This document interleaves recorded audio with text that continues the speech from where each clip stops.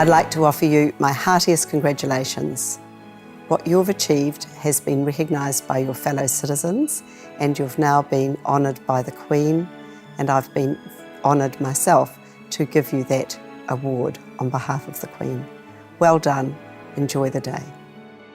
The New Zealand Royal Honours System is steeped in history and tradition.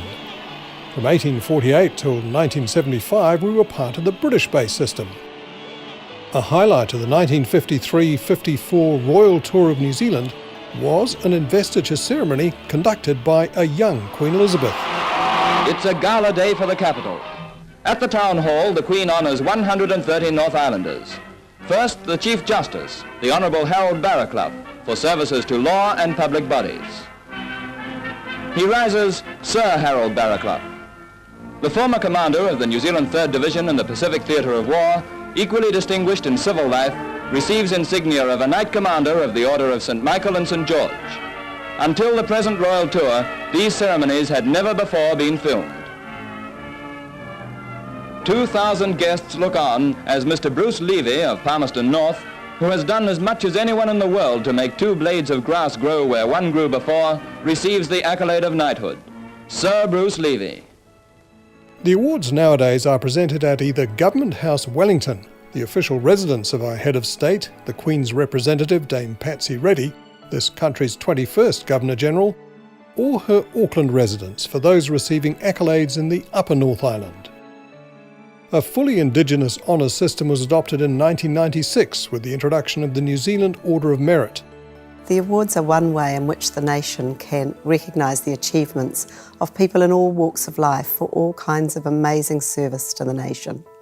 It recognises the achievements of people who've given a lifetime of service and devotion to duty, and for those who've worked in community service with no expectation of reward.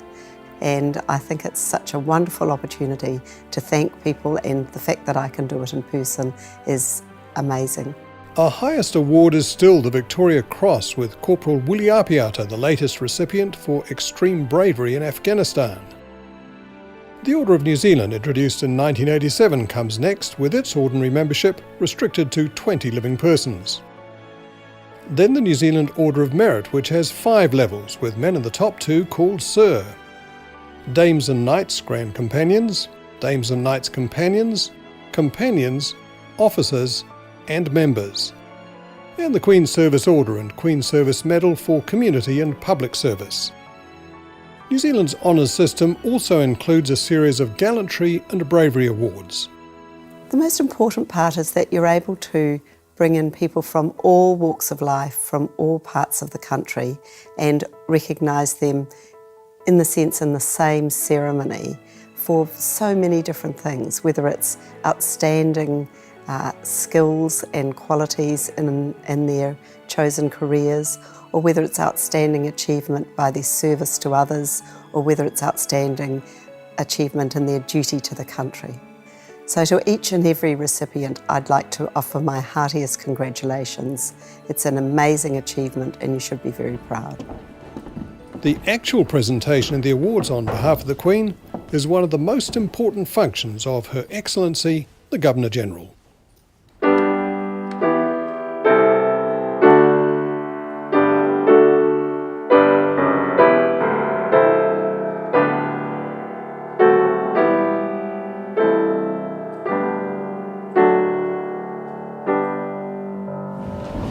Ena mana, ena reo, ena iwi o ngā hoi whā. Tēnei aku mihi mahana ki a koutou. Kia ora tātou katoa. Distinguished guests, ladies and gentlemen, welcome to you all. I specifically acknowledge the Honourable Jackie Dean, Minister of the Crown, Her Excellency Florence Jean-Blanc-Griezler, Ambassador of the Republic of France, Paul McGill, Deputy National Commander of the New Zealand Fire Service, and Philip O'Shea, New Zealand Herald of Arms Extraordinary. Tēnā koutou katoa. It's a great pleasure for David and me to welcome you all to Government House for this investiture ceremony. What makes today particularly special is that it's an opportunity to acknowledge the significant contribution of a number of individuals. Today's recipients have enriched our communities and our country as a whole by their actions. Today we thank them and we celebrate the work they've done for us. As Governor-General, I have the authority and the privilege, on behalf of Her Majesty the Queen of New Zealand, to bestow the investiture for her and to confer the honours to which each recipient is entitled. Ladies and gentlemen, as each one is honoured, may I invite you to join me in thanking and congratulating them for their service to our country. Mr. Hewitt Humphrey will now summon the recipients and read a citation for each person. Your Excellency, to receive the insignia of an Officer of the New Zealand Order of Merit, Mr. Peter Kiely of Auckland for services to New Zealand's interests in the Pacific and the law. Mr. Peter Kiely is the Senior Partner at Kiely Thompson Kiely, an employment and constitutional law firm, and Chairman of the Pacific Development and Conservation Trust and the Pacific Cooperation Foundation. He was a director on the board of Pacific Forum Line and chair of the Ministry of Foreign Affairs Advisory Committee on External Aid and Development. As a foundation member of the Papua New Guinea New Zealand Business Council, he wrote the council's constitution. Mr. Kiely is a member of the Fiji New Zealand Business Council and a founding member of the French New Zealand Business Council. He is Adjunct Professor of Employment Law at Victoria University and a member of the Industrial Relations Centre Advisory Board, part of the university's management school. He's Honorary Consul for the Slovak Republic.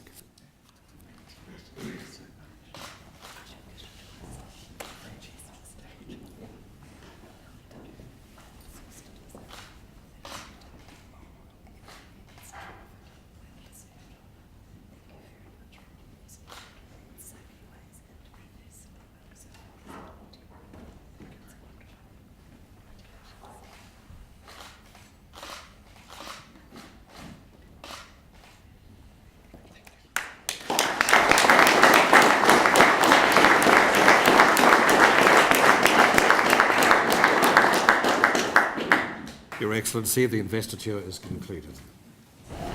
An investiture ceremony is the most important event that I hold on behalf of Her Majesty the Queen of New Zealand. It's important because it allows me as Governor-General to recognise and thank an extraordinary group of people on behalf of all New Zealanders.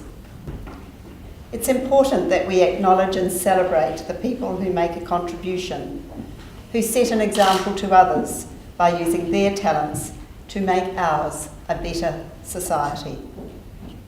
In particular, this ceremony has recognised members of the New Zealand Fire Service who have the often difficult and dangerous task of reducing the incidence and consequence of fire in our communities so that we collectively can protect what we value. That entails firefighters coming to the aid of those in need, and that's a service that's valued by all New Zealanders. We've also recognised the actions of a member of the public who risked his own life to help others. I commend your care and compassion. An award of this nature is a rare accolade. It recognises determination, commitment, perseverance, compassion, and a contribution to society. To the recipients, we've all been privileged today to hear your stories. You've set a fine example which inspires, encourages, and motivates others. In your own way, each of you promotes the things that are important to New Zealanders.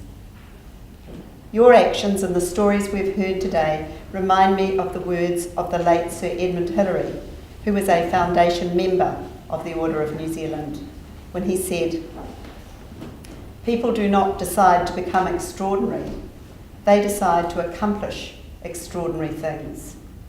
Your contributions have enriched the cultural, social and economic fabric of Aotearoa New Zealand. On behalf of the Queen of New Zealand and all New Zealanders, I congratulate you on your achievements your character and your commitment. Kia ora hui hui tātou katoa. Ladies and gentlemen, that almost brings to a close the formal part of today's proceedings. But before we ask you to come through and enjoy the hospitality of the House, may I invite you to stand and sing the national anthem, first in Māori and in English.